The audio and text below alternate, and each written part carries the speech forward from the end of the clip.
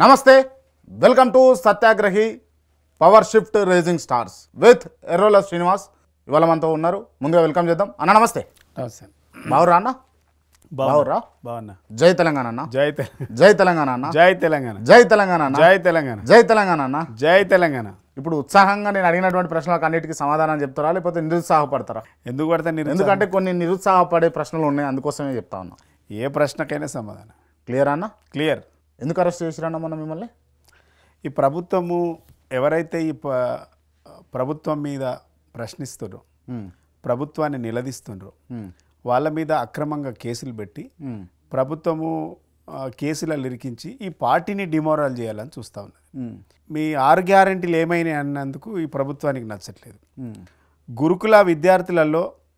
గురుకులాల్లో చదువుతున్నటువంటి విద్యార్థులకు సరైనటువంటి భోజనం పెట్టట్లేదు, నాణ్యమైనటువంటి భోజనం పెట్టట్లేదు, నాణ్యమైనటువంటి చదివి ఇవ్వట్లేదు అంటే ఈ ప్రభుత్వానికి గిట్టడం లేదు.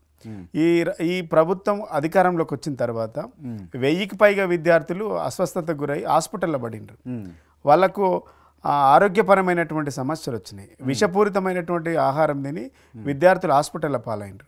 54 మంది ఈ రోజు వరకు 54 మంది చనిపోయినరు. ఇప్పటి వరకు వాటి మీద విచారణ లేదు, ఎంక్వైరీ లేదు, కనీసం స్పందన లేదు, దాని మీద సమీక్ష లేదు. ఇవన్నీ మాట్లాడుతుంటే ప్రభుత్వానికి నచ్చట్లేదు. నచ్చట్లేదు కాబట్టి ఈ కేసులు పెట్టి అక్రమంగా కేసులు పెట్టి భయానక వాతావరణం క్రియేట్ చేసి, అంటే బీఆర్ఎస్ పార్టీలో ఉన్నటువంటి కేటీఆర్ గారు, హరీష్ రావు గారు, కేసీఆర్ గారు, ఇంకా మాజీ మంత్రులు, మాలాంటి వాళ్ళందరినీ కూడా ముఖ్యమైనటువంటి నాయకులందరినీ అరెస్టులు చేసి కేసులు పెట్టి జైల్లో పెడితే కింది క్యాడర్ని అంతా కూడా డిమోరల్ చేయాలనేటువంటి దుర్బుద్ధితోని కాంగ్రెస్ ప్రభుత్వం నడుస్తూ ఉంది. రైట్ అన్న. అంటే ఒక అమ్మాయికి అబ్బాయికి పెళ్ళి అయిన తర్వాత ఆ పుట్టింది ఆడబిడ్డనా మగబిడ్డనా తెలియనికే 9 నెలల సమయం పడుతుంది. పట్టుమని సంవత్సరం కాలేదు, అప్పుడే మీరు ఇది కాలేదు, అది కాలేదు, అది చేయలేదు, ఇది చేయలేదు అనడం ఎంతవరకు కరెక్ట్? 9 నెలలు దాటింది కదా. 9 నెలలు ఒక డెలివరీ కావడానికి 9 నెలలు అని మీరే అంటుండ్రు కదా. 9 నెలల తర్వాత డెలివరీ కావాల్సిందే కదా. ఒకవేళ అనివార్యంగా కాకపోతే ఆపరేషన్ చేయాల్సింది కదా. ఒక 9 నెలలు దాటినాక కాలేదంటే కూడా అది ఈ విశ్వ జాతికి, మానవ జాతికి కూడా మంచిది కాదు కదా. సో అట్లాంటిది 12 నెలలు దాటింది కదా. 12 నెలలు దాటిందంటే మరి మీరు ఫెయిల్ అయినరా పాస్ అయినరా అని చెప్పాల్సింది, చెప్పుకోవాల్సింది, ప్రశ్నించాల్సింది ప్రతిపక్షమే కదా. అంటే ఇప్పుడు ఆపరేషన్లు చేసి తీస్తున్నారు. ఆపరేషన్ చేయడం లేదు, అనివార్యంగా వాళ్ళే చెప్పాల్సినటువంటి దుస్థితికి వచ్చింది, అనివార్యంగా చెప్పుకోవాల్సినటువంటి దుస్థితి కూడా వచ్చింది. ప్రజలు తిరగబడే రోజు వచ్చింది కదా. రైట్. అంటే ఏం నష్టం జరుగుతూ ఉంది? అంటే ఎప్పుడో ఏం ఆగమైపోయినట్టు ఎందుకు ప్రభుత్వం మీద విరుచుకుపడతా ఉన్నారు మీలాంటి నాయకులందరూ? మేము 1 ఇయర్, మీరు 9 నెలలు అన్నారు, నేను 12 నెలలు అన్నా. 12 నెలల వరకు కూడా మేమేం మాట్లాడలేదు. వాళ్ళు మాట్లాడిన వాటికే సమాధానాలు చెప్పుకుంటూ పోయినాం. 12 నెలల పాలనలో వాళ్ళు ఇచ్చినటువంటి వాగ్దానాల మీద మాత్రమే మాట్లాడుతూ ఉన్నాం. 100 రోజులల్లా 6 గ్యారంటీలు అమలు చేస్తామని చెప్పింది కాంగ్రెస్ పార్టీ, కాంగ్రెస్ మేనిఫెస్టో, అభయహస్తం మేనిఫెస్టో. 100 రోజులు దాటి ఎన్ని రోజులైంది? 365 రోజులైంది కదా. మరి అడగపోతే ఎట్లా? 100 రోజులు కాదు, మేము 5 ఏళ్ల పాలనకు మేము చేస్తామని అంటే అడగపోయే వాళ్ళం. 100 రోజులల్లా మేము 6 గ్యారంటీలు అమలు చేస్తామన్నారు కాబట్టి 100 రోజులు దాటిందని మాట్లాడినాం. రుణమాఫీ వెంటనే అని చెప్పిండు మేనిఫెస్టో. మీరు ఎప్పుడైనా చదవండి కాంగ్రెస్ పార్టీ మేనిఫెస్టో. వెంటనే అధికారంలోకి రాగానే వెంటనే అని ఉంటుంది. రైట్. అయితే నేను చెప్పనివ్వండి ఒక్క నిమిషం. నేను చెప్పేది ఏంటంటే, ఇప్పుడు మీకేమో 10 సంవత్సరాల గడువు మీకు తెలంగాణ ప్రజలు మ్యాండేట్ ఇచ్చారు. ఇప్పుడు వాళ్ళకు కూడా 5 ఏళ్ళ మ్యాండేట్ ఇచ్చారు. సరే, మీరు అప్పుల కుప్పగా చేసినటువంటి తెలంగాణలో మిత్తిలు కట్టడానికే వాళ్ళు చేస్తున్నటువంటి తిప్పలు బహుళ రకాలుగా ఉన్నాయి. అట్లాంటప్పుడు ఓపిక పట్టాలి కదా కొంచెం అన్న. అప్పులు ఎవరు చేసిండు? మీరు చేయలేదా? మీరు అధికారంలో ఉన్నప్పుడు మీరు అప్పులు చేయలేదా తెలంగాణలో? మిగులు బడ్జెట్గా ఉన్నటువంటి తెలంగాణను ఇలా అప్పుల కుప్పగా చేసింది మీ ప్రభుత్వం కాదా? మీ నాయకులు కాదా? అప్పుల కుప్ప అంటే దేశానికైనా, రాష్ట్రానికైనా, నీ ఇంట్లో ఉండే సంసారానికైనా. అన్న, ఇది కేసీఆర్ చెప్పిన డైలాగ్ అందరు చెప్పకూరు అన్న. ఇదే డైలాగ్. అది కాదు, ఇది కరెక్ట్. ఉండాలి, అప్పులు ఉంటాయి. ఎందుకుండయి? నాకు అర్థం కాదు. అప్పులు ఎందుకుండయి? అప్పులు మొయ్యగలిగంత ఉండాలి. ఒక ఆటో కార్మికుని ఎత్తిలా 1 కోటి రూపాయలు అప్పు పెడితే కట్టగలుగుతాడు. దేశం ఏం తప్పు చేసింది కాంగ్రెస్ పార్టీ అధికారంలో ఉండగా? దాని లెక్కలు చెప్పండి అన్న. మీ లెక్క చెప్పరా? అరే నా లెక్క ఎందుకు చెప్తా?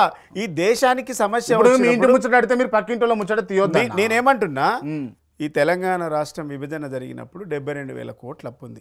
ఈ 72,000 కోట్ల అప్పుకు 72,000 కోట్లు దేని వల్ల జరిగిందో చెప్పండి. కాంగ్రెస్ పార్టీ బీజేపీ పార్టీకి అధికారం వచ్చే నాటికి దానికి కూడా అప్పు ఉంది. మరి ఆ అప్పు ఎవరు తెరచాలంటే ఈ రాష్ట్రానికి అప్పు ఉంటుంది, తప్పకుండా ఆదాయం కూడా ఉంటుంది. ఇలా దానివల్ల మీరు 2014 నాటికి ఈ రాష్ట్రానికి చేసింది శూన్యం. ఏం చేసిండ్రు? ఆనాడు 50,000 కోట్ల బడ్జెట్ 72,000 కోట్లు అప్పయింది. మరి దేనికోసం చేసిండ్రు చెప్పండి? అంటే ఇలా మీరు కాంగ్రెస్ పార్టీ మేము చేసినామని వాళ్ళు చేసిండ్రని మేము చేయలేదు. కొత్తగా తెచ్చుకున్నటువంటి రాష్ట్రం, కొట్లాడి తెచ్చుకున్నటువంటి రాష్ట్రం. ఈ రాష్ట్రంలో అన్నీ ఉండాలి, ప్రజలకు సౌకర్యాలు కలిగించాలి, ప్రజలకు అన్ని విధాలుగా సౌకర్యాలు. సమాఖ్య రాష్ట్రంలో నేను చెప్పినాక చెప్పండి. మీరు మీరు ఒకటేసారి దాడి చేస్తే దాడి ఏం లేదు, చెప్పండి అన్న. 2014 నాటికి ఈ రాష్ట్రంలో ఉన్నటువంటి పరిస్థితులను దృష్టిలో పెట్టుకొని తెలంగాణ రాష్ట్రం 14 సంవత్సరాలు కొట్లాడితే తెలంగాణ వచ్చింది. ఈ వచ్చిన తెలంగాణలో అద్భుతంగా మనం అన్ని వనరులు ఏర్పాటు చేసుకోవాలి. ఈ చూస్తేనేమో 50,000 కోట్ల బడ్జెట్ ఉంది. మనకు రావాల్సినటువంటి మనకు చేసుకోవాల్సినటువంటి పనులేమో మిగిలిపోయినాయి. ప్రజల ఎక్స్పెక్టేషన్స్ కూడా అట్లే ఉన్నాయని చెప్పేసి మనం బడ్జెట్ను పెంచుకున్నాం. బడ్జెట్తో పాటు అన్ని రకాలుగా ఇలా ఈ రాష్ట్రంలో ఉన్నటువంటి కనీసం ఆ రోజు కూర్చోవడానికి కలెక్టరేట్లు కూడా సక్కలేనటువంటి పరిస్థితులు ఉండే. ఇలా వాటితో పాటు మనం ప్రాజెక్టులు కట్టుకున్నాం, ఇలా కలెక్టరేట్లు కట్టుకున్నాం, ఎస్పీ ఆఫీసులు కట్టుకున్నాం, జిల్లాల విభజన చేసుకున్నాం, సంపద పెంచుకున్నాం. ఆనాడు తెలంగాణ రాష్ట్రంలో ఎవడైనా అప్పు కట్టుకోవాలంటే 2 ఎకరాలు అమ్మితే కానీ ఒక 2 లక్షల రూపాయలు వచ్చేటువంటి పరిస్థితి నుంచి ఇలా 2 ఎకరాలు అమ్మితే ఒక 2 కోట్ల రూపాయల సంపాదనకు పెంచుకున్నాం. ఈ రాష్ట్రంలో తెలంగాణలో ఎక్కడైనా 1 ఎకరం భూమి అమ్ముకుంటే 30 లక్షలకు తక్కువ లేకుండా ఇలా తెలంగాణ సంపద పెరిగింది. ఇలా కాంగ్రెస్ పార్టీ మేనిఫెస్టోలో శ్వేతపత్రం విడుదల చేసింది అసెంబ్లీలో. 6,71,173 కోట్ల రూపాయలు అప్పు చేసిండని చెప్పిండ్రు. మళ్ళీ మొన్న చెప్తే ఒక ఆయన 7 లక్షలు అని చెప్పిండు. మొన్న చెప్తేనేమో ఒక ఆయన 5 లక్షల చిల్లర. అంటే వాళ్ళకి ఒక క్లారిటీ లేదు. ఓవరాల్గా చేసింది 4,26,000 కోట్లు మాత్రమే ఈ గత ప్రభుత్వం చేసినటువంటి అప్పులు. మరి అప్పులతో పోల్చుకున్నప్పుడు ఆస్తులు కూడా చాలా ఉన్నాయి కదా. ఆస్తుల వల్ల ఒకప్పుడు ఉన్నటువంటి నీటి పారకం ఎంత, వాటి ఉత్పత్తి ఎంత జరిగింది, ఈరోజు వరి ధాన్యం ఎంత పెరిగింది అనేది కూడా లెక్కలు వేసుకోవాలి కదా. ఇవన్నీ ఉన్నాయి. మీరు అనేటువంటి డిఎస్సి ఇలా మేము దాదాపుగా ఒక డిఎస్సి వేయలేదు, కానీ గురుకులాలలో కూడా మేము టీచర్ పోస్టులను నింపినాం. ఇలా మేము ఇచ్చిన డిఎస్సి కదా. మేమిచ్చిన డిఎస్కి మళ్ళీ మీరు 2,000 పోస్టులు పెంచి ఇలా మీరు 10,000 పోస్టులు 11,000 పోస్టులు వేసిండ్రు. మీరు మెగా డిఎస్ వేస్తామని చెప్పింది కాంగ్రెస్ పార్టీ. మెగా డిఎస్సి 25,000 పోస్టులు వేస్తామని చెప్పిండ్రు. మీరు ఎన్ని పోస్టులు వేసిండ్రు? మేము వేసినటువంటి 7,000 చిల్లర పోస్టులకు మీరు 2,000 పోస్టులు కలుపుకొని 11,000 పోస్టులతోని మీరు మళ్ళీ మేము ఎక్కువ పెంచుకున్నామని చెప్పే ప్రయత్నం చేస్తూ ఉన్నారు. ఇలా మొత్తానికి డిఎస్తో పాటు మేము దాదాపుగా 1,63,000 ఉద్యోగాలు నింపినాం. మేము 1,63,000 ఉద్యోగాలు నింపినాం. అన్ని అబద్ధాలే కదా కాంగ్రెస్ పార్టీ చెప్తున్నటువంటి మొదటి నుంచి ఈ రోజు వరకు చెప్తున్నాయి అన్ని అబద్ధాలే. ఇలా కాంగ్రెస్ పార్టీ 12 నెలల పాలనలో చూసుకుంటే అబద్ధాలతో తప్ప ఈ ప్రజానీకానికి చేసింది ఏం లేదు అని నా వాదన. రైట్ అన్న, అయిపోయిందా? మీరు చెప్పడం అయిపోయిందా?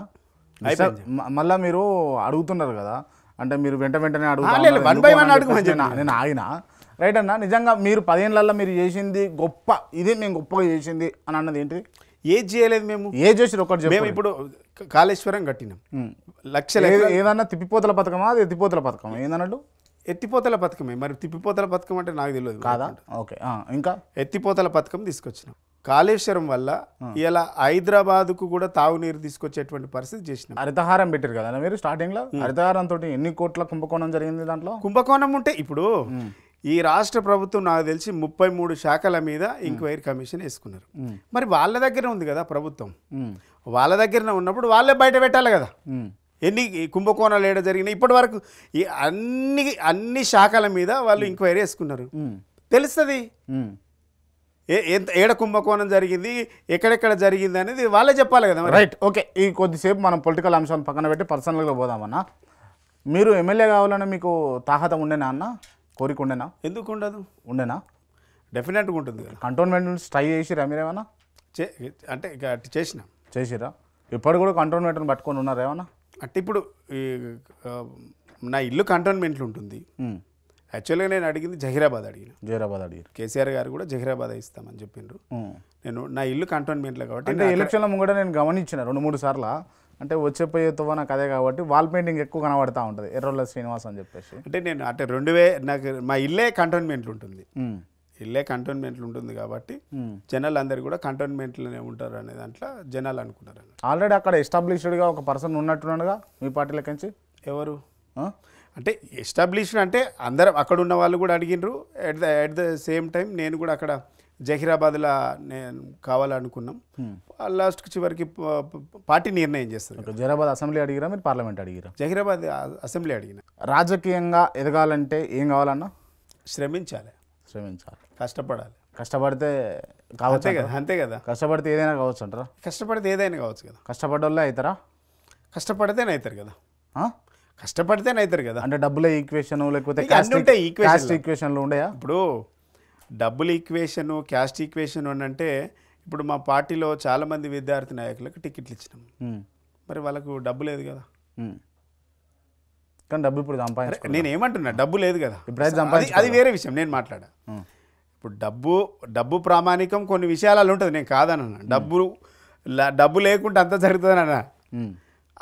అంటే అదే డబ్బు అన్నిట్లలో ప్రామాణికం అవుతుందని కూడా చెప్పలేను. ఇలా మా పార్టీలో చాలామంది విద్యార్థి నాయకులకు సుమన్ కానీ, బాల్క సుమను, కిషోరు, వీళ్ళందరికీ కూడా మేము సీట్లు ఇచ్చినాం కదా. వీళ్ళందరినీ కూడా కాపాడుకునే ప్రయత్నం చేసినాం కదా. సరే, వాళ్ళ దగ్గర మరి బ్యాక్గ్రౌండ్ డబ్బు లేదు కదా. పార్టీ ఐడెంటిఫై చేసి టికెట్లు ఇచ్చింది. రైట్. అంటే పార్టీ వాళ్ళని ఐడెంటిఫై చేసి టికెట్లు అంటే అంతే కదా. రైట్. అంటే మీరు ఆ రేస్లో ఉండేనా అంత ముందుకు? ఉన్నాయి. ఇక అంటే రాజకీయ పార్టీ సమీకరణాల దృష్టిలో పెట్టుకొని కేసీఆర్ గారు చేయలేకపోయింది. రైట్. బీఆర్ఎస్ పార్టీ 2-3 వర్గాలుగా చీలుతుంది అని చెప్పేసి విశ్వసనీయ సమాచారం, నిజమేనా? ఏ వర్గం లేదు, మాకు ఒకటే వర్గం, కేసీఆర్ గారి వర్గం. ఓకే, ఇది పార్టీలో ఒకటే వర్గం. ఇది ఇంటర్వ్యూలో మనం డిస్కషన్ చేయడానికి బాగుంటుందన్న. అవుట్ ఆఫ్ ద బాక్స్ చెప్పండి. అవుట్ ఆఫ్ ద బాక్స్ అయినా, బాక్స్ లోపలైనా, ఏదైనా ఒకటే టీం ఉంటుంది, కేసీఆర్ గారి టీం. మీరు ఎక్కువ ఎవరితో ఉంటారన్నా? ఎక్కువ పార్టీతో ఉంటా. ఎక్కువ ఎవరితో ఉంటారన్నా? ఎక్కువ ఎవరితో ఉంటా? టీఆర్ఎస్ పార్టీతో ఉంటా. టీఆర్ఎస్ పార్టీలో ఉన్నటువంటి లీడర్ తోటి ఎక్కువ ఎవరితో ఉంటారు మీరు? అందరితో ఉంటా, అట్లేం లేదు అన్న.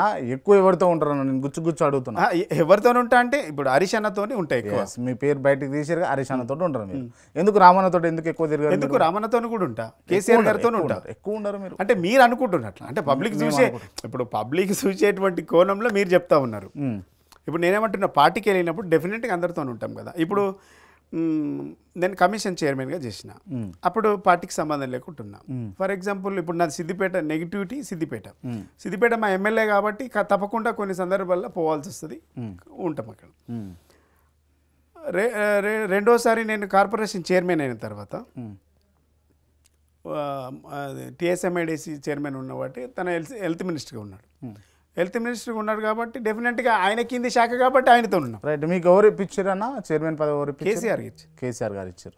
అంటే కేసీఆర్ గారికి మీరున్నారు, మీకు ఇది శాఖ ఇవ్వాలి. డెఫినెట్గా కేసీఆర్ గారే. ఎవరు రిఫర్ చేశారు? కేసీఆర్ గారే అడిగిండ్రు. కేసీఆర్ గారే అడిగిండ్రు. కేసీఆర్ గారితో 14 సంవత్సరాల అనుబంధం ఉంది. డెఫినెట్గా అదే లైన్లో పోతా ఉన్నాం. రైట్. ఓకే. హరీష్ అన్న బినామీ అన్న మీరు? బినామీ అంటే చూపియాలి కదా, ఎక్కడ వార్తలు వినిపిస్తున్నా నాకు తెలియదు. మీరంటే వింటున్నా ఆ పేరు కూడా. నేను కూడా కొరిద్దరు అంటే విన్నా. అదే అనేవాళ్ళు అంటారు, నాకు తెలియదు అంటున్నా. బినామీ సంగతి నాకు తెలియదు. మరి కాదా? నాకు తెలియదు అంటున్నా. తెలియదా? తెలియకపోవడం ఏముందన్నా? నాకు తెలియదు అంటున్నా. మీరు అంటే వింటున్నా, నాకు తెలియదు. బినామీ అని అంటే ఆ వాడు కొత్తగా వింటున్నా. ఓకే. బినామీ అంటే ఏంటిదన్నా? అసలు తెలియదు నాకు. బినామీ అంటే తెలియదు. మీరు ఆ మీనింగే తెలియదు. అంటే మామూలుగా విచారణ జరిగేటప్పుడు తెలియదు, గుర్తులేదు, మర్చిపోయా అంటారు, చూసినా? ఇప్పుడు చేస్తుంది ఇప్పుడు ఇంటర్వ్యూయా విచారణ? విచారణ అయినా ఇంటర్వ్యూ అయినా అదే మీరు ఆ పద్ధతిలో చెప్తాం. నాకు తెలియదు అంటున్నా. రైట్. దీన్ని పక్కన పెడదామా, కంటిన్యూ చేద్దామా? అది మీ ఇష్టం. మీరు చెప్తేనే చేస్తాను. నాకు తెలియదు, అది మీ ఇష్టం కదా. రైట్. ఓకే, ఇది పక్కన పెడదాము. రైట్. అన్న, పొలిటికల్గా మాట్లాడుకుంటే రేవంత్ రెడ్డి పరిపాలన బాగుందా, కేసీఆర్ బాగుందా అని అంటే ఒక సామాన్య మానవునిగా చెప్పండి. అంటే తెలంగాణ వాదిగా చెప్పండి, తెలంగాణ ఉద్యమకారునిగా చెప్పండి, పార్టీలకు అతీతంగా చెప్పండి. అది నేను చెప్తే నేను డెఫినెట్గా ఏం చెప్తా అంటే కేసీఆర్ పాలన బాగుందనే చెప్తా. ఎందుకు? రీజన్ కూడా కావాలి, అడుగుతాను. కేసీఆర్ గారి పాలనలో అడిగినవి చెప్పినవి చెయ్యని కూడా 10 సంవత్సరాల కాలంలో చేసింది. నువ్వు పక్క టీఆర్ఎస్ అని పట్టుకొని నువ్వు కేసీఆర్ పాలన బాగుందా అంటే కేసీఆర్ పాలనే బాగుంటుంది, డెఫినెట్గా బాగుంటుంది. ఇది నేనంటేనేమో మీకు టీఆర్ఎస్ కాబట్టి నువ్వు కేసీఆర్ పొద్దున్న లేస్తే కేసీఆర్ గారి ఫ్యామిలీలో ఉంటావు కాబట్టి నువ్వు చెప్తానంటే ఇది నా మాట కాదు. ఇవే 2 కెమెరాలు పట్టుకొని గ్రామీణ స్థాయి ప్రజలను అడిగితే గ్రామ టీఆర్ఎస్ పార్టీ కార్యకర్తలను అడగాలి అంతేనా? నేను అందుకే మమ్మల్ని అడగంటున్నా. అంటే కార్యకర్తలు ఉంటారు కదా, మీరు లీడర్లు కదా. నేనేమంటున్నా, మాలాంటి వాళ్ళని కామన్ మ్యాన్ అడగాలి. ఒక రైతుని అడగండి, ఒక కార్మికుని అడగండి, ఒక విద్యార్థిని అడగండి, ఒక అన్ఎంప్లాయ్మెంట్ అడగండి, ఒక పెన్షన్ తీసుకున్నటువంటి ఒక అవ్వని అడగాలి, ఒక వికలాంగుని తమ్ముని అడగాలి, ఒక చెల్లెని అడగాలి. ఏమవుతుంది ఈ ప్రభుత్వం, ఎందుకు ఆత్మహత్యలు జరుగుతున్నాయి, ఆటో కార్మికులు 80 మంది చచ్చిపోయారు, ఎందుకు చచ్చిపోయినారు, 400 మంది రైతులు చచ్చిపోయినారు, ఎందుకు చచ్చిపోయినారు. ఇవి నేను అడిగితే ఒక టీఆర్ఎస్, ఇప్పుడు నేనేం చెప్పినా చూసేవానికి కూడా ఏముంటుంది అంటే ఒక టీఆర్ఎస్ వాదిగా చెప్పినట్టేనే ఉంటుంది, ఒక టీఆర్ఎస్ పార్టీ కార్యకర్తగా చెప్పినట్టే ఉంటుంది. అందుకనే పల్లెలకి వెళ్ళి గ్రామ స్థాయిలో ఉండేటువంటి బస్తీలో ఉండేటువంటి పబ్లిక్ని అడగండి అంటున్నా. పబ్లిక్ టాక్ తీసుకోవాలంటారు. ఓకే, పబ్లిక్ అనేది ఏంటి అని అంటే ఉచిత బస్సు వల్ల సౌకర్యంగా ఎవరు ఈ మహిళలు ఎవరైతే ఉన్నారో రాకట పోకట బాగా ఇబ్బందిగా ఉండే గతంలో, ఇప్పుడు ఉత్తగా పోతున్నాం, మంచిగా ఫ్రీగానే ఉచితంగా వస్తున్నాం అని చెప్పేసి వాళ్ళు చెప్తా ఉన్నారు. రైతు రుణమాఫీ మీరు చేయలేదు, వాళ్ళు చేసిర్రు, దానివల్ల రైతులు నిమ్మలంగానే ఉన్నారు.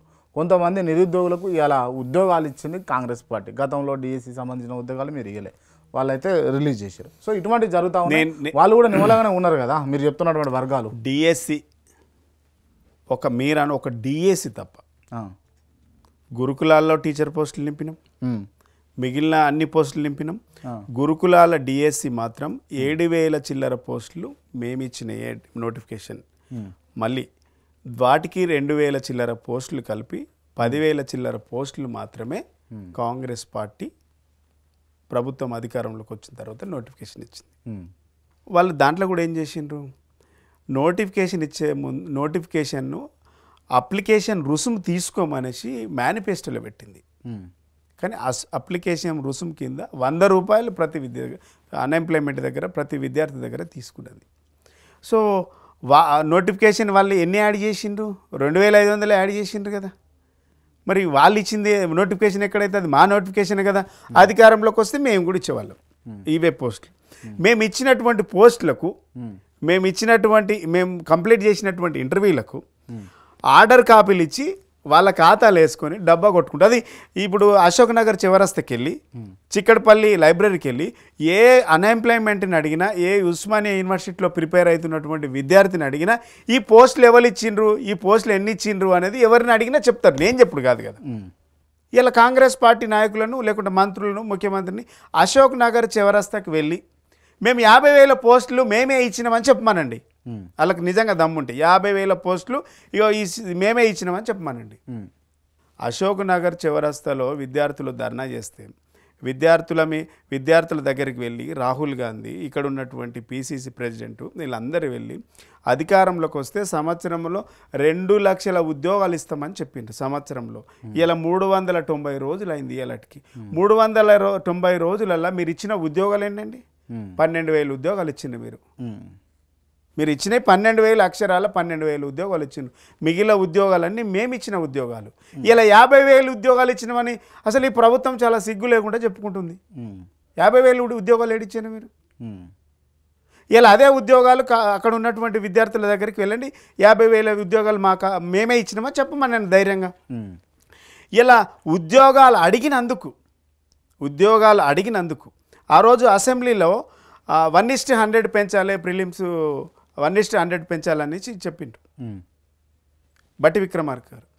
ఇలా 1:100 పెంచాలనేసి విద్యార్థులు మాట్లాడితే మేము ఆ మాట అనలేదనేసి దాటవేసిండ్రు. అంటే మీరు ఆడిన మాట తప్పిండ్రు కదా. ఇలా గ్రూప్ 2 ఉద్యోగాలు పెంచుతామని చెప్పిండ్రు. ఏడ పెంచిండ్రు మీరు ఉద్యోగాలు? ఏడ పెంచిండ్రు? గ్రూప్ 1 ఉద్యోగాలు పెంచుతామని చెప్పిండ్రు. 63 ఉద్యోగాలు పెంచిండ్రు. మేము పెంచినటువంటి ఉద్యోగాలకు 63 ఉద్యోగాలు పెంచి గ్రూప్ 1 ఇచ్చిండ్రు. మీరు ఏం పెంచిండ్రు? మీరు ఎక్కడ పెంచలే కదా. 25,000 మెగా డిఎస్సి ఇస్తామని చెప్పిండ్రు. 25,000 మెగా డిఎస్సి ఏడిచ్చిండ్రు మీరు? 2500 ఉద్యోగాలు పెంచిండ్రు. అంటే ఈ విద్యార్థులని అడుగున వాళ్ళను పాంప్లెంట్లు ఇచ్చి వాళ్ళకు బస్సులు పెట్టి విద్యార్థులు పార్టీ కార్యకర్తల్లాగా పనిచేసి ఇలా కాంగ్రెస్ పార్టీని అధికారంలో తెచ్చింది ఎవరు అని అంటే కాంగ్రెస్ పార్టీ కార్యకర్తలు కాదు. నిజంగా మాట్లాడాలంటే యూనివర్సిటీలో చదువుతున్నటువంటి విద్యార్థులు, అన్ఎంప్లాయ్మెంట్స్ అందరూ కూడా కలిసి కాంగ్రెస్ పార్టీని అధికారంలోకి తెచ్చిండ్రు. ఎందుకు? మీరు మాకంటే గొప్పగా చేస్తారనేసి. కానీ ఇలా విద్యార్థులను నమ్మించి వంచి మోసం చేసి ఇలా గద్దె మీద కూర్చున్నారు. ఇలా విద్యార్థులు మా ఉద్యోగాలు పెంచమని అడిగితే లాఠీ చార్జ్ చేసిండ్రు. ఇలా గ్రూప్ 2 వాయిదా వేయమంటే లాఠీ చార్జ్ చేసిండ్రు. అమ్మాయిలను కూడా చూడకుండా కర్కశంగా లాఠీ చార్జ్ చేసి లైన్లో నిలబెట్టి, టీచర్ కదా లైన్లో నిలబెట్టి చిన్నప్పుడు చదువుకున్నప్పుడు లాఠీలతో ఎట్లయితే కొడతారో అమ్మాయిలను కూడా చూడకుండా లాఠీలతో కొట్టినటువంటి దుస్థితిని కూడా చూసినాం. లైట్లు చిక్కడపల్లి లైబ్రరీలో లైట్లు ఆర్పి కొట్టినటువంటి దుస్థితి కూడా చూసినాం. ఎందుకు ఇదంతా జరిగింది? ఇలా 6 గ్యారంటీలు సోనియమ్మ ఇస్తే 7వ గ్యారంటీ కింద ప్రజాస్వామ్యం ఇస్తామని చెప్పిండ్రు. ఏది ప్రజాస్వామ్యం? ముళ్ళ కంచెలు ఉంటాయని చెప్పిండ్రు, ఇనుప కంచెలు ఉన్నాయని చెప్పిండ్రు. ఇలా ఏడున్నాయి? ఎక్కడ లేవా? అసెంబ్లీ చుట్టూ ఇనుప కంచెలు, అమరవీల స్తుప్పు చుట్టూ ముళ్ళ కంచెలు, ఇవన్నీ వేసుకున్నారు కదా. ప్రగతి భవన్ దగ్గర నేను ప్రతిరోజు దర్బారు పెడతామని చెప్పిండు. తర్వాత అధికారంలోకి వచ్చిన తర్వాత 2 రోజులు పెడతామని చెప్పిండు. ముఖ్యమంత్రి గారు ఒకటే రోజు వచ్చిండు, ప్రిన్సిపల్ సెక్రటరీ 2 రోజులు వచ్చిండు, సెక్రటరీ 5 సార్లు వచ్చిండు. ఈరోజు కనీసం ప్రజా దర్బార్ కింద వెళ్ళినటువంటి వాళ్లకు అవుట్సోర్సింగ్ ఉన్నటువంటి ఉద్యోగాలు తీసుకున్నటువంటి దుస్థితి, దరఖాస్తులు తీసుకున్నటువంటి దుస్థితి కల్పించిండ్రు. ఏం చేసిండు మీరు? నేనేమంటున్నా, మేము చేయలేదు, మీరు చేస్తా అన్నారు. ప్రజలు గదే కదా కోరుకున్నారు. మేము చేయలేదు, మీరు చేస్తా అన్నారు. ప్రజలు ఎక్కువ ఎక్స్పెక్ట్ చేసిండ్రు మీ దగ్గర, మీరు అది చేయలేక విఫలమైంది కదా. ఇలా ప్రజా దర్బార్ కింద ముఖ్యమంత్రి గారు ఒకటే రోజు వచ్చిండ్రండి. ముఖ్యమంత్రి ఒకరోజు వచ్చిండ్రు, మంత్రులు 2 సార్లు వచ్చిండ్రు, ప్రిన్సిపల్ సెక్రటరీ 2-3 సార్లు వచ్చిండ్రు. తర్వాత ఆ ప్రోగ్రామ్ స్కీమే ఎత్తేసిండ్రు. ఇలా ప్రజా దర్బార్ ఉత్త దర్బార్ అయిపోయింది. అది బీఆర్ఎస్ పార్టీ ఓడిపోవడానికి, ఓటమి పాలు అవ్వడానికి, అధికారం కోల్పోవడానికి కారణం ఏంది? ఏకైక కారణం అంటే ప్రజలు కాంగ్రెస్ గ్లోబల్ ప్రచారాన్ని నమ్మిండ్రు. గ్లోబల్ ప్రచారాన్ని, ప్రజలకు ఇచ్చినటువంటి అనేకమైనటువంటి వాగ్దానాల మీద కూడా ప్రజలు కూడా ఒకసారి వీళ్ళ కోటేద్దామని అనుకున్నారు. అధికారంలోకి వచ్చిన తర్వాత అవన్నీ కూడా చేతులు ఎత్తేసిండ్రు. ఇలా కాంగ్రెస్ పార్టీ చెప్తున్నటువంటి అబద్ధాల కల్పితాలన్నీ కూడా ప్రజలు నమ్మిండ్రు. ప్రజలు ఇలా నమ్మి మోసపోయినామని వాళ్ళే అంటుంటారు కదా. ఒక్క హామీ అమలైందా? నిజంగా చెప్పుకోవాలంటే ఒక్క హామీ ఆర్టీసీ బస్ అయింది. ఆర్టీసీ బస్ అయింది. అక్కజలను కొట్టుకుంటున్నారు. భార్యలు బస్సులలో తిరుగుతుంటే భర్తలు మాట్లాడుకుంటారు. వీళ్ళకేం లేడీస్ మాట్లాడుతున్నటువంటి మాట. ఈ బస్సు అనేది ఉత్తగా పెట్టిండ్రు, ఫ్రీ బస్ పెట్టడం వల్ల ఫ్రీగా తిరుగుతున్నారని. ఫ్రీ బస్ పెట్టమని ఎవరు అడగలే, ఫ్రీ బస్ పెట్టమని ఎవరు అడగలే. వీళ్ళు ఏం చేసిండ్రు? ఆ బస్సుల శాతాన్ని తగ్గించిండ్రు. రెగ్యులర్గా పెట్టాల్సినటువంటి బస్సుల స్ట్రెంత్ కంటే బస్సుల స్ట్రెంత్ని తగ్గించి ఇలా విద్యార్థులకు, కాలేజీ పోయే స్టూడెంట్స్కి ఇబ్బందులు పడతా ఉన్నారు. బస్సులు చక్కగా నడవట్లేదు. ఉన్న బస్సుల సంఖ్య తగ్గించిండ్రు. అంటే మీరు బస్సులు ఒకటి సక్సెస్ అయిందని మీరు అనుకుంటున్నారు, కానీ ఉన్న బస్సులు నడిపే సంఖ్య కంటే ఉన్న సంఖ్య కంటే తగ్గించడం వల్ల విద్యార్థులు చాలామంది అత్యవసరం ఉండి వెళ్ళేటువంటి వాళ్ళు చాలా నానా ఇబ్బందులు పడుతున్నారు. అది ప్రభుత్వం గమనించారు. మీరు తెలంగాణ ఉద్యమకారునిగా మీరు బీఆర్ఎస్ పార్టీలో కార్పొరేషన్ చైర్మన్గా పనిచేశారు, ఎమ్మెల్యే రేస్లో ఉండే, బాగానే ఉంది. మీరు ఎంతమంది ఉద్యమకారులను ఆదుకోరు? మీరు ఒక తెలంగాణ ఉద్యమకారునిగా నా దృష్టికి వచ్చిన ప్రతి వాళ్లకు మేము సాయం చేయడానికి ప్రయత్నం చేశాం. మా చేత కాకపోతే మా పైన ఉన్నటువంటి మన లీడర్ల దృష్టికి వెళ్ళి, కేటీఆర్ గారు, హరీష్ అన్న దృష్టికి వెళ్ళి కొంతమందిని మేము సాల్వ్ చేయగలిగాం. సో ఇంకా మనం చేయాల్సిన వాళ్ళు కూడా మిగిలి ఉండొచ్చు. మన దృష్టికి వచ్చిన వాళ్ళ గురించి చెప్తామని. రైట్. కాకపోతే తెలంగాణ ఉద్యమకారులని బీఆర్ఎస్ చాలా దూరం పెట్టింది అని అన్నది. అంటే ఇప్పుడు ఉద్యమకారులకు ఎంతమందికి మేము దాదాపు 40 మందికి కార్పొరేషన్లు ఇచ్చినాం. అంటే పార్టీ చుట్టూ గ్రౌండ్ అంటే తెలంగాణ భవన్ చుట్టూ తిరిగిన వాళ్ళకి ఇస్తారా? అట్లే గ్రౌండ్లో ఊర్లలో ఉన్న వాళ్ళకు ఆదుకోరా? సరే, ఇప్పుడు ఉద్యమం అన్నది ఉవ్వెత్తున వేలల్లో లక్షలలో జరిగింది. మరి లక్షల మందికి నిజంగా కూడా మనం చేయలేము, ఎవరమైనా కూడా చేయలేము. వేలల్లో జరిగింది, వేలల్లో కూడా చేయలేము. మనకు ఉన్నటువంటి పొలిటికల్ పోస్టులు ఆ ఉన్నటువంటి వాటిలో మనం సమీకరణ చేసుకోవాలి ఉన్న దాంట్లో వరకు బెటర్గా చేయగలిగినాం. ఒకవేళ ఇంకేమైనా చేయలేదు అనుకుంటే డెఫినెట్గా మళ్ళీ అధికారం వచ్చినప్పుడు అవకాశాలు కల్పించి వాళ్ళు తీసుకోవడానికి మేము ప్రయత్నం చేస్తాం. ఓకే, డెఫినెట్గా చేస్తాం. రైట్. ఓకే, కేటీఆర్ అరెస్ట్ ఎప్పుడు? కేటీఆర్ గారి మీద కేసే అక్రమమైనటువంటి కేసు. అక్రమమే. నిజంగా దాంట్లో తప్పు జరగలేదా? ఫార్ములా జరగలే, నాకు తెలిసి జరగలే. మీకు తెలిసి జరగలేదు, తెలియకుండా జరిగి ఉండొచ్చా? తెలియకుండా జరగలే, తెలిసి జరగలే, తప్పు జరగలే. ఎందుకనంటే ఈ ఫార్ములా రేస్ అనేది చాలా దేశాలు, ప్రపంచ దేశాలు కూడా పోటీ పడుతుంటాయి, రాష్ట్రాలు కూడా పోటీ పడుతుంటాయి. వాటిని తీసుకురావడానికి చాలా ప్రయత్నాలు జరుగుతుంటాయి. దాంట్లో తీసుకురావడంలో భాగంగా కేటీఆర్ గారు హైదరాబాద్ నగరాన్ని ఉన్న కొన్ని రాష్ట్రాలల్లో హైదరాబాద్ నగరం కూడా గ్రీన్ సిటీగా మారిపోయింది 10 సంవత్సరాల్లో. డెఫినెట్గా దీంట్లో పెట్టాలనేటువంటి ఆలోచన వాళ్ళకు ఉన్నప్పుడు ఖచ్చితంగా ఇక్కడ తీసుకురావాలనేటువంటి ఒక మున్సిపల్ శాఖ మంత్రిగా తను కూడా ప్రయత్నం చేయగలిగింది. అయితే అమౌంట్ అనేది డైరెక్ట్ వాళ్ళకి పోయింది, ఆ కంపెనీకే పోయింది. ఇక్కడ అవినీతి జరగలేదు. అవినీతి జరగనప్పుడు భయపడాల్సిన అవసరమే లేదు. అంటే ఆర్బీఐ ఒకటి ఉంటుంది అన్న గుర్తు కూడా లేకుండానా? ఆర్బీఐ ఏదైనా సరే, ఏదైనా కూడా ఇప్పుడు మంత్రిగా ఉన్నాడు, హెచ్ఎండిఏ వైస్ ప్రెసిడెంట్గా ఉన్నాడు, మంత్రిగా ఉన్నాడు, తనకి అధికారం ఉన్నది. ముఖ్యమంత్రి గారికి ఓరల్గా చెప్పి డెఫినెట్గా ఇది పలానా దాంట్లోకి వెళ్ళి పలానికి ఇస్తున్నామని చెప్పిండు. అది ఫ్రాడ్ కాదు. అది ₹1 అంటే ఇప్పుడు ఏసీబీ కానీ ఏదైనా ₹1 బయట వాళ్లకు లేదంటే ఇది కరప్షన్ జరిగినప్పుడు కదా. ఇది ఉద్దేశపూర్వకంగా ఈ రాష్ట్ర ప్రభుత్వం ముఖ్యమంత్రి గారు ఉద్దేశపూర్వకంగా కేసులు పెట్టాలి, జైల్లో పెట్టాలి అనేటువంటి ఉద్దేశంగానే చాలా కేసులు పెడతా ఉన్నారు. ఇలా లగచర్ల ఇష్యూ డెఫినెట్గా మీరు చూడండి. ఇలా కోర్టు కూడా ఇంతకుముందు గంట కింద కూడా కోర్టు కూడా మధ్యంతర ఉత్తర్వులు ఇచ్చిండు. ఇప్పటి వరకు అంటే మధ్యంతర ఉత్తర్వులు ఇచ్చింది, తర్వాత పూర్తి స్థాయిలో జడ్జిమెంట్ ఇస్తామని చెప్పింది. ఈ ప్రభుత్వము ఈ ఫార్ములను కంటిన్యూ చేసి ఉంటే 47 కోట్ల రూపాయలు కట్టి ఉంటే ఈ ఫార్ములా మనకు వచ్చేది.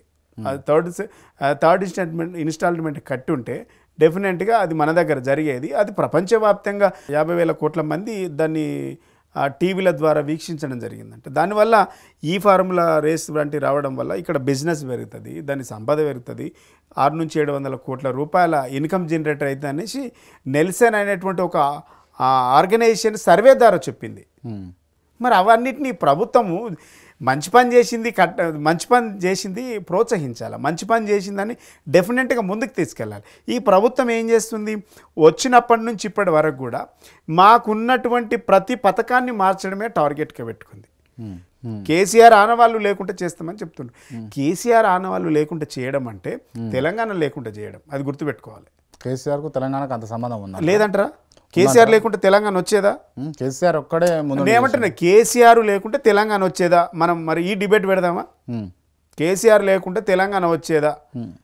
ప్రముఖ పాత్ర పోషించండి. ప్రముఖ పాత్రలో కూడా చాలా ప్రావీణ్యత కదా, చాలా ప్రాముఖ్యమైంది కదా. ఏం జరుగుతానంటారు తెలంగాణ రాష్ట్రంలో? తెలంగాణ మొత్తం దివాలా తీసిపోయింది. తెలంగాణను మొత్తం దివాలా తీస్తూ ఉన్నారు. ఈ తెలంగాణ ప్రభుత్వాన్ని వీళ్ళకంటే పక్క రాష్ట్రం వాళ్ళు పరిపాలిస్తున్నారు. అక్కడ ఇక్కడ దానివల్ల ఇలా తెలంగాణలో పెట్టుబడులు ఆగిపోయినాయి, రియల్ ఎస్టేట్ కుదేలు అయిపోయింది. ఇలా పెట్టుబడులు పెట్టడానికి వాళ్ళు రావట్లేదు, మార్కెట్లో ఎక్కడికక్కడ వ్యాపారం అంతా నిలిచిపోయింది. దానికి కారకులు కాంగ్రెస్ ప్రభుత్వం. ఓకే అన్న, మొత్తానికి మీరు చెప్తున్నటువంటి అంశం ఏంటి అంటే ఇవాళ రియల్ ఎస్టేట్ రంగం కావచ్చు, వివిధ రకాల అంశాలు ఇట్లా స్తంభించిపోవడానికి కారణం కాంగ్రెస్ పార్టీ అంటారు, అంతేనా? డెఫినెట్గా. రైట్. ఎర్రలో శ్రీనివాస్ గారు చెప్తున్నటువంటి అంశాలు ఇవి. మరో ఇంటర్వ్యూతో మళ్ళీ కలుద్దాం. Thank you so much. Thank you అన్న. Thank you.